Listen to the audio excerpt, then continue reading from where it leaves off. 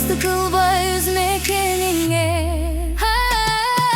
Ата Мекеним, ардактуу жерим, калымдарга сени ырдап келемин. Мекеним менин, кымбатым жерим, жүрөгүмө сени сактап келемин.